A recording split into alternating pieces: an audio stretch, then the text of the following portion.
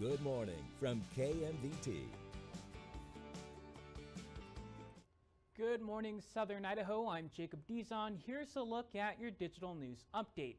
A Twin Falls woman is facing multiple charges following Tuesday's shooting at a motel. 31-year-old Toby Ray Smith faces felony aggravated battery and aggravated assault with a deadly weapon. Both counts have been updated to be enhanced penalties. Smith is being held on a $500,000 bond. Twin Falls police responded to the Dunes Motel on Addison Avenue West for a reported shooting. According to court documents, when officers arrived on scene, they found a man bleeding from his left thigh and fading out of consciousness due to loss of blood. Officers applied a tourniquet and paramedics took him to the emergency room. He reportedly told police that his ex-girlfriend Toby Smith shot him and fled the scene wearing all black.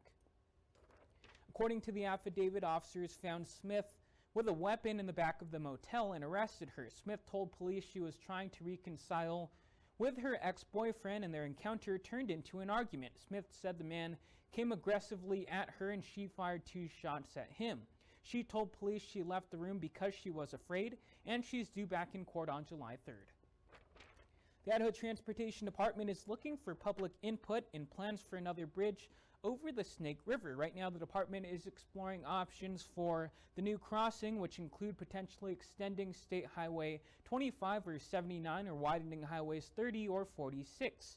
ITD is hosting an in-person meeting next Monday, June 30th from 4 to 7 p.m. at the College of Southern Idaho Herritt Center. They plan to share findings, concepts, and goals for the project, as well as alternative locations for an additional river crossing. We have to get community feedback in order for us to be able to get into the environmental process of getting an additional bridge across the Snake River. And honestly, we're building this bridge in hopes for the community, right? So we want to know what the community wants. So we have to have the community come and tell us what they want. Again, that meeting is next Monday, June 30th from 4 to 7 p.m. at the College of Southern Idaho Herritt Center. You will also be able to find more information about the project starting Monday on the Idaho Transportation Department's website. A Twin Falls man appeared in court Wednesday afternoon after being charged with felony rape. 30-year-old tattoo artist Matthew Brooks is being held on a $250,000 bond. According to court documents, Brooks contacted a woman on Snapchat and they discussed which tattoo she wanted. The woman told police he invited her over to his home and she had consumed alcohol before hanging out. She also claimed Brooks put her on her back and removed her clothes with force before she allegedly blacked out. When she came to, she realized she was in the middle of the sexual encounter and told Brooks to stop, but to no avail. He's due back in court on July 3rd for a preliminary hearing.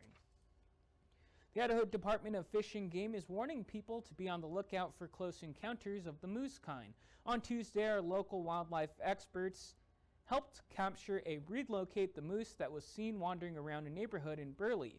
Fish and Game says there's been about a dozen similar run-ins around the area recently, and there's a reason these creatures are ending up in places they're not welcome. These are 1-year-old moose that have been driven off by their mother in preparation for her to have a new calf. So we've been spending a lot of time over the last month and a half moving yearling moose out of urban areas.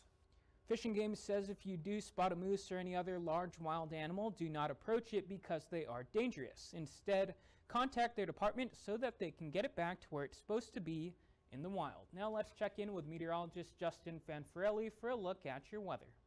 Hey, good morning, everybody. Temperatures still on the warm side into the Wood River Valley. Today we will start with partly cloudy skies, then get back to mostly sunny skies later on to the day with highs near 80. Wind speeds are going to pick up a little. Will west-northwesterly between 10 and 20 miles per hour. Upper 80s into the northern Magic Valley and mid to upper 80s as you make your way from Twin Falls County and down toward the Jackpot area.